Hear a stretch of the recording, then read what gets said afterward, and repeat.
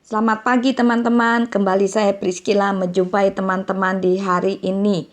Topik perenungan hari ini arti sebuah pengakuan. Kejadian 3 ayat yang ke-9 di situ dikatakan, tetapi Yahweh Elohim memanggil Adam dan berfirman kepadanya, "Di manakah engkau?" Nah teman-teman, ketika kita mendengar ayat yang baru kita baca ini, secara manusiawi menunjukkan sebuah kejanggalan. Masa sih Elohim tidak mengetahui di mana Adam berada? Bukankah dia itu Elohim yang Maha Tahu? Nah, di sini kita melihat bagaimana Elohim mengendaki sebuah pengakuan yang keluar dari mulut orang yang dikasihinya. Coba perhatikan juga bagaimana Yesua juga menanyakan kepada Bartimeus yang buta saat masuk ke Yeriko dengan bertanya, "Engkau mengendaki aku dapat melakukan apa bagimu?" Markus 10 ayat 51. Di sini apakah Yesua tidak tahu kalau Bartimeus ingin melihat? Sudah barang tentu Yesua mengetahui. Karena Yesua itu Yahweh yang sama-sama Maha Tahu. Karena itu kitab suci mengatakan bahwa Yahweh itu mengetahui rahasia hati. Mazmur 44 ayat 22. Dan Yesua saat Sakeus duduk di atas pohon pun bisa langsung menyapa namanya dengan tepat. Padahal saat itu Sakeus baru ingin mengenal seperti apakah orang yang bernama Yesua itu. Kok begitu terkenalnya? Jadi walaupun Elohim itu Maha Tahu, namun Elohim tetap menghendaki adanya pengakuan dari mulut kita.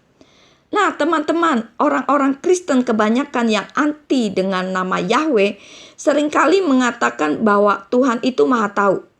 Jadi kalau kita menyebut Allah, tentu Tuhan tahu bahwa yang dimaksud itu Yahweh. Wah, ini kacau banget. Ini suatu statement yang jitu dan masuk akal.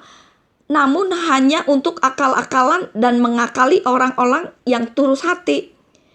Coba kita renungkan bersama. Kalau memang sudah tahu bahwa namanya memang Yahweh, kenapa harus diganti menjadi Allah? Dan kalau memang prinsipnya bahwa Tuhan itu Maha Tahu dan Dia tahu apa yang ada di dalam hati kita, okelah. Kalau begitu, bagaimana kalau Yesua yang dikenal dengan nama Yesus itu kemudian kita ganti dengan Semar misalnya? Toh Tuhan kita itu Maha Tahu. Jadi tidak masalah kan? Sudah barang tentu akan bermasalah teman-teman. Karena Yesus itu bukan Semar.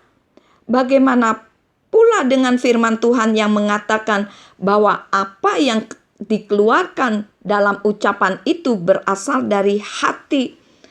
Matius 12 ayat 34. Kalau yang diucapkan itu Allah, berarti yang ada di dalam hati juga Allah. Jadi pernyataan bahwa Tuhan itu Maha Tahu hanya alasan yang dibuat-buat saja.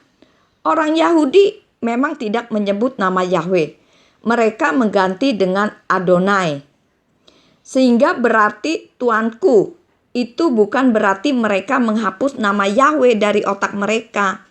Melainkan karena menghormatinya. Sebab tidak ada Tuhan bernama Tuanku atau Adonai. Kasusnya berbeda dengan di Indonesia. Orang tidak mau menyebut nama Yahweh bukan karena menghormatinya, melainkan karena menolaknya. Bagaimana dengan kita? Ada sorganya Allah dan harga sorganya Yahweh. Kemana tujuan teman-teman?